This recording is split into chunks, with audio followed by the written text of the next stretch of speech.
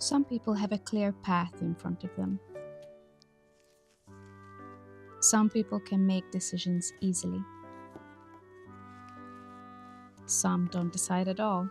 They just let life take the wheel.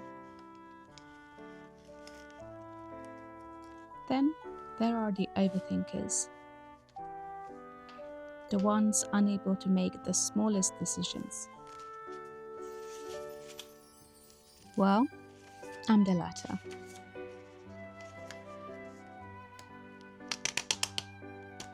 I'm interested in everything from horse riding to web design. I have enough self-confidence, or overconfidence, to think I'd be great at all of it, if only I had the chance to put in the work. My perfectionist mind interjects, why bother if you weren't born with the skill? It says, if you can't do it well right away, don't do it at all.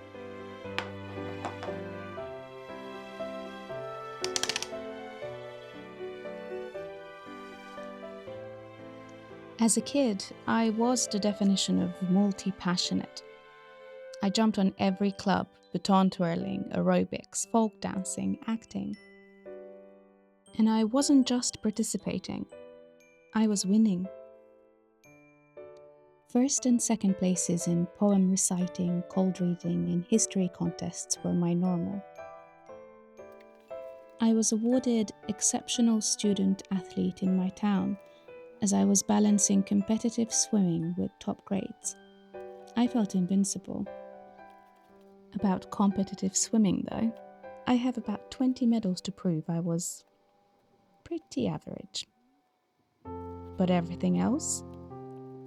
I was happy, high achieving, and never depleted. The hunger to try new things was there. Now, the fear of being mediocre stops me before I even start.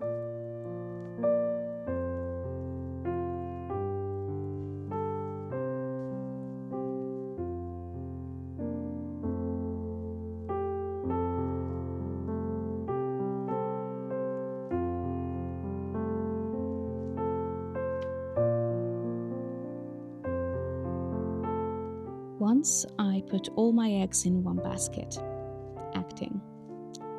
At 15, I got into a prestigious 5-year acting school, 8th out of 500 applicants. I went from being the star of my town to being top third in a room full of gifted people. That's when the shy, reserved version of me took over. I stopped entering competitions because I was afraid I wouldn't place. Instead of encouragement and guidance, I felt a sense of scorn. I was set aside because I wasn't my own stage mom. Aggressive, relentless, while bringing accolades to the school. There were glimpses of my potential. My acting coach, who also taught the seniors, cast me in their play. My academic teachers were great. Even the substitute voice teacher supported me as a student. But when it came to the people who actually taught my craft, the speech, dance, and other acting coaches, I was met with total silence. No praise, no acknowledgement, just a void, like they weren't happy for me. After I submitted my university application, I finally felt seen. But only because they wanted me to be a success for the school's reputation. That was a lot of pressure, and I broke under it.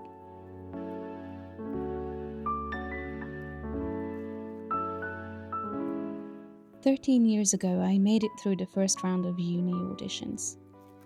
But before the second round even started, I gave up in my head. That failure shaped my life, and I'm just getting over it now. I guess I'm a late bloomer. Or Rory Gilmore. After a full-time job, I'm often too depleted to move. I have to prioritize. But which one? What if I could be the greatest at this? Or that? I'm trying YouTube because I refuse to choose. I want to showcase it all.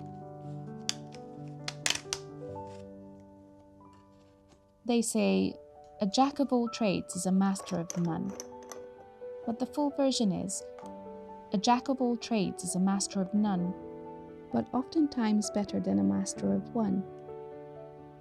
So which one should I be? The master or the jack?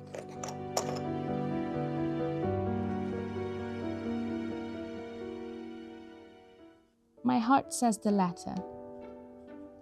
Even when I went all in on acting, I did it because in what other profession can you become a different person with every job? It's the ultimate jack of all trades. So, I'm staying on this path, but maybe through a different medium. Let's start with this hobby planner I designed.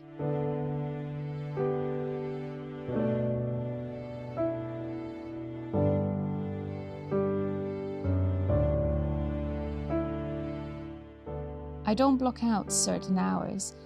I don't want my passions to feel like chores.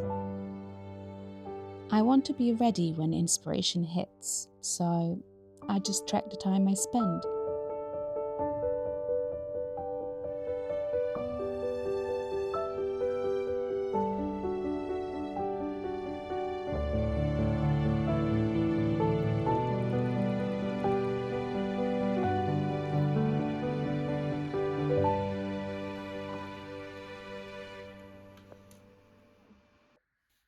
I'm practicing being crappy at things.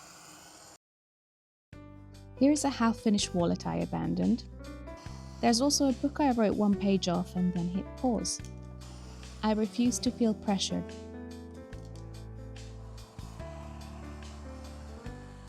The law of truly large numbers yields wins too. Look at this macrame. Not bad for a first try, eh? And this shopping bag I made from a sweatshirt? A sewing win.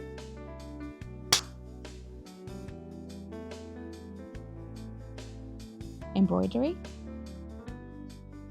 Not the greatest result, but it's finished, so I count it as a win. I can polish the skill later.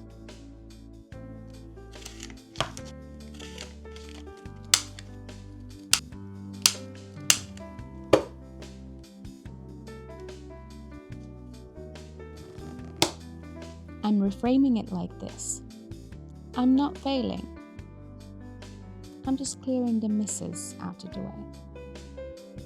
Perfectionism is about quality, which is paralyzing. The law of truly large numbers is about quantity, which is liberating. After all, quantity is the most reliable path to quality.